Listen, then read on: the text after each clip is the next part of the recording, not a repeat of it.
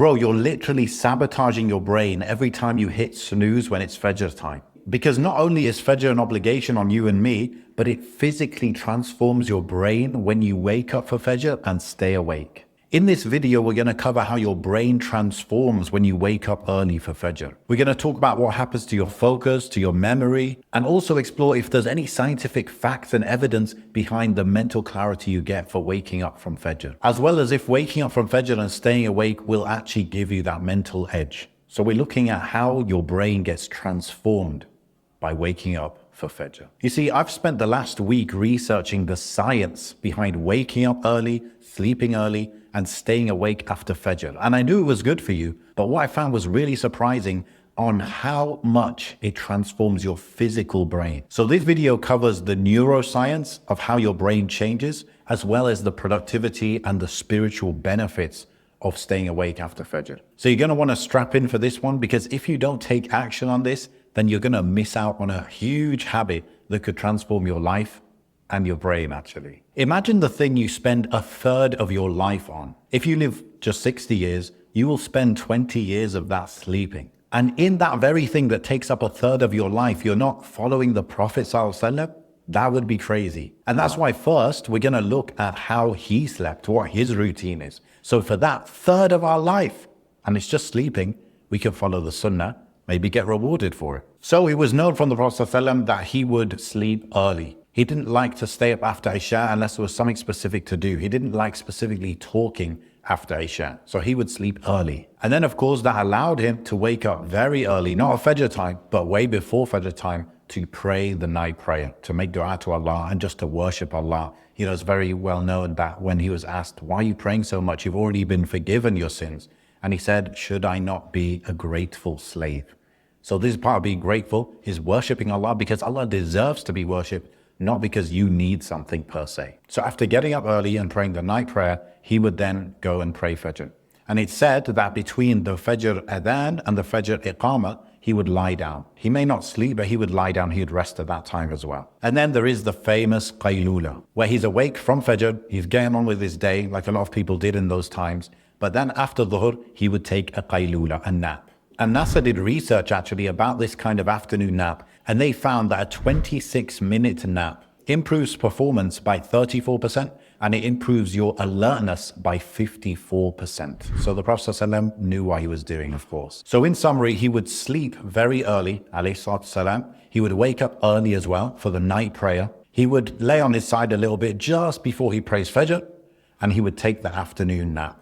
That's what the Prophet ﷺ would do. And this is beautifully in line with the circadian rhythm, with the rising of the sun, the setting of the sun, and really our fitrah, the way that we were made to be. A perfect routine, not just for worship, but for productivity, for mental clarity, and we're gonna see the actual evidence for that. So we're gonna get into the actual brain chemistry, but first, there is a window of time that if you're sleeping in this time, you're missing out on so much without even realizing it. You see, the Prophet ﷺ and the Sahaba, they would pray the night prayer so often, tahajjud, qiyam al-layl, whatever you want to call it. And we taste that a little bit in Ramadan, but they would do it so often. And there are so many benefits to doing this, apart from the obvious ones. The Prophet ﷺ, he said that after the obligatory prayers, the 5 prayers a day, the night prayer is the best prayer to do. Praying at nighttime is a time when other people are not awake necessarily. Even if they were awake, you might not know because they're in their room, the door's shut, they're praying quietly.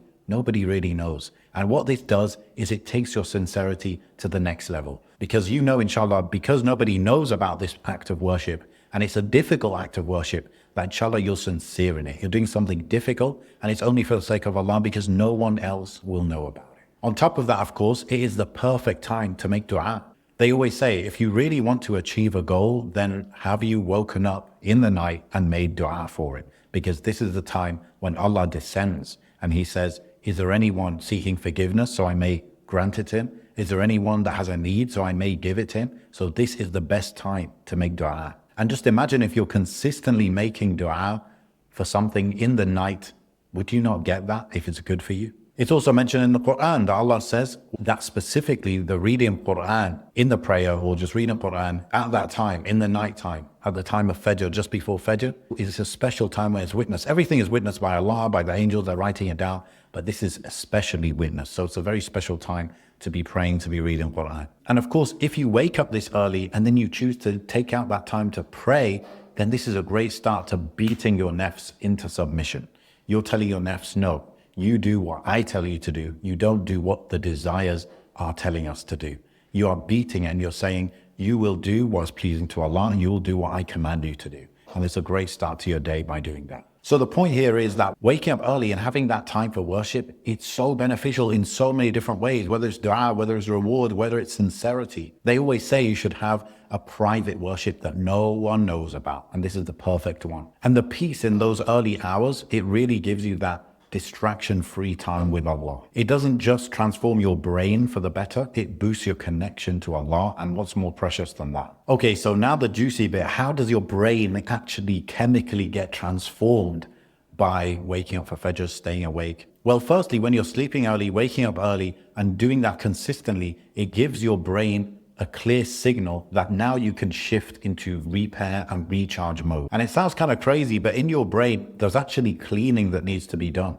There's a lot of synapses that are built up that are not needed, that are not used. And when you sleep properly, you sleep early and you wake up early, your brain actually has the time to repair and to clean away what is not needed, which gives you extra mental clarity and focus. Imagine a supermarket that never shuts down. It's 24/7 and they don't have any time or staff on hand to clean it. It would just get dirty and dirty and dirty. So if you're not sleeping early, waking up early, then you're kind of leaving dirt in your brain. Whereas if you sleep properly, then it will have time to clear it all out, and that's where you get that clarity from. Sleeping this way also boosts your memory, your ability to store those memories and retrieve them easily and efficiently. This kind of sleep gives you a good amount of deep sleep, and in that deep sleep is a time where your brain can actually organize your memories into the correct way, in an organized way, so it's easy for you to retrieve later on. This helps long-term memory retention, so if you're trying to memorize Quran or you just find yourself like, I don't even remember what happened last week kind of thing, that could be something to do with your sleep.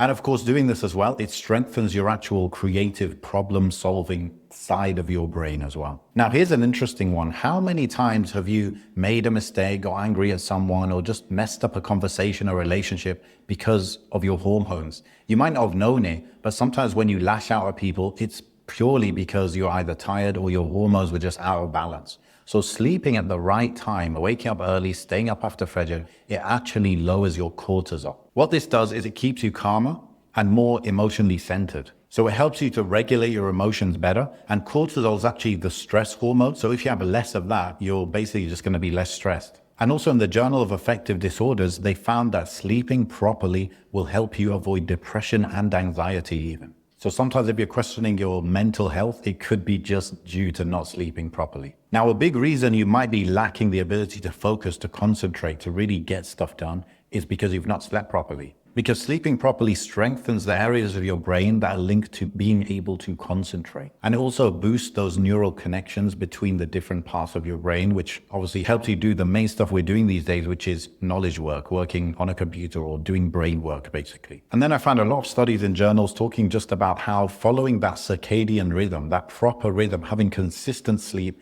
waking up when the sun is rising, sleeping when the sun has recently set not too long ago, it really helps you with just brain clarity, focus, and mental well-being, because this is in line with our fitrah, it's in line with how we're designed to be. And we're just going to have better mood, better mental clarity when we're following this rhythm. So the point here is that yes, waking up for Fajr, staying awake, having a good night's sleep, it does chemically, physically transform your brain.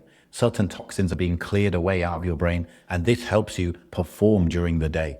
And this 10, 20% difference, even 30, 40% difference sometimes, it can make all the difference in your productivity and what you get done and how you feel about yourself and what you've achieved just by sleeping. So we know some of the benefits that waking up for Fajr does to our brain on a chemical level, but how does that actually play out in our day-to-day lives?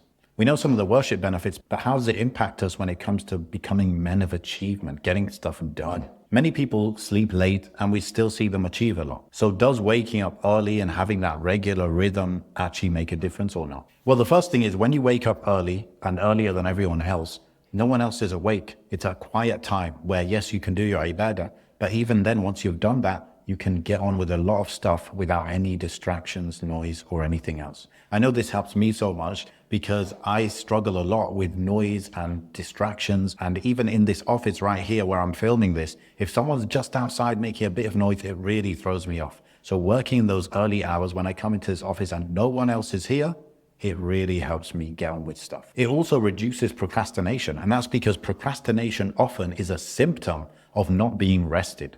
Your brain doesn't want to do the extra work. It's trying to save as much energy as possible because it's not rested, it's not had good sleep, and therefore it doesn't want to think about what it needs to do next, so it just procrastinates. It doesn't have that mental energy to get you started on tasks. Even in the learning and instruction journal, it said that motivation itself is boosted by having a good night's sleep. And also if you struggle to actually concentrate on something difficult, something heavy, a heavy task, well, actually in the same journal, they explained how this type of sleep, it helps you with attention demanding tasks. And one of my favorite things about waking up early and getting started with your day that early is that you feel like you have 2 days. It's almost like you've woken up early, you've done so much, and now it's midday, and it's kind of like, okay, now I could start my second day. You've got so much time. And of course, that could be because the Prophet ﷺ made dua for his ummah to have barakah in these early hours. So what does barakah mean? It means that 1 goes in, but 3 comes out, right? So you might spend 1 hour in the morning working on something, but that gets 3 hours of work done because of the barakah, because of the efficiency in that time. So it's really insane how much this one habit could change your entire life. Just waking up early and being rested at that time.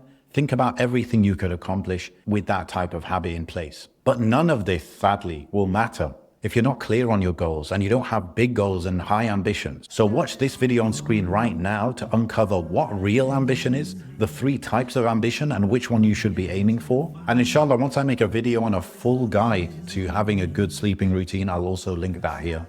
And I'll see you in the next one. Go watch that video right now.